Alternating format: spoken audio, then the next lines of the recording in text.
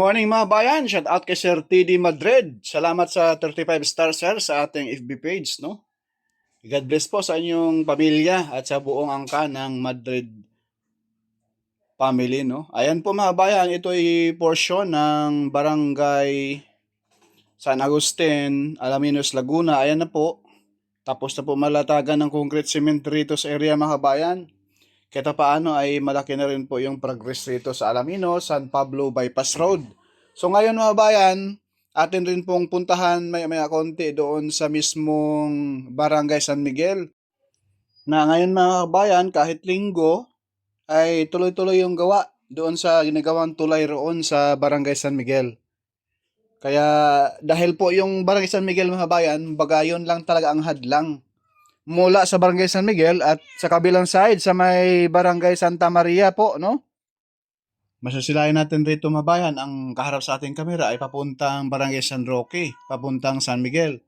At ipakita ko po sa inyo yung view rito mga bayan sa palibot nitong Alaminos San Pablo Bypass Road na talagang hitik na hitik sa mga puno. Sana po ito ay ma-preserve once na ito ay matapos na po itong Alaminos San Pablo Bypass Road. At bukod dyan, ayan po yung SLEX Toll Road 4, magkatabi lang. Ayan po, yung kalsada na yun mga bayan. Yan na po yung Alaminos. Ayan na po yung mismong SLEX Toll Road 4. Yung pakaliwa papuntang Barangay San Miguel. Yan sa area na yan. No? Ayan po. Diyan sa area ng papuntang Lipa City, Batangas, yan po yung Barangay San Miguel. Bukod rin po yung Barangay San Miguel dito sa may San Pablo. Yan naman po yung Barangay San Miguel dyan sa unahan mga bayan. Kaharap sa ating camera, ayan po yung sakop ng Alaminos Bayan.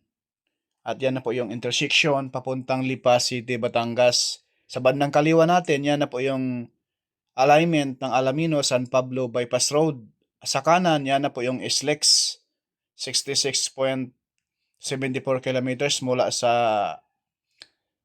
Santo Tomas, Batangas hanggang Lucena City, no? Ayan po yung sa baba natin, yan na po yung bagong latag na concrete cement dito sa Alaminos San Pablo Bypass Road. Ano po yung portion mga bayan ng San Miguel area, no? Ayan. So, base po sa ating pagtanungan, sa ating informante, ay itong area na ito ay ano raw, yung mismong lalatagan na po ito ng concrete cement sa sunod na linggo, no? Baka next update natin sa areang ito ay may mga portion na malatagan na po ng semento. Itong ating kaharap sa ating camera ay approaching po dyan sa ginagawang tulay mga kabayan. Yung mismong may sasakyan na dumaan ngayon. Kahit may harang siya mga bayan, makadaan yung sasakyan sa gilid, no? Pero pag umulan, talagang hindi kayo makakadaan rito kahit motor, no? Dahil sinubukan ko na dyan sa baba, talagang mapupuno yung gulong mo. Ayan po yung sasakyan mga bayan, no? Kitang-kita po natin yung sasakyan na dumaan ngayon. Kahit may harang siya sa gilid, pwede makadaan kasi.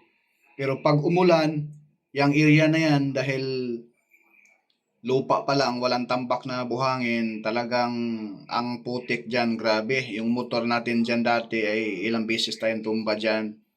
At yung gulong na ating motor talagang halos hindi na makaikot. Yun lang po muna mga bayan. Abang-abangan po nyo yung ating update pa rito sa ating ground shot dyan.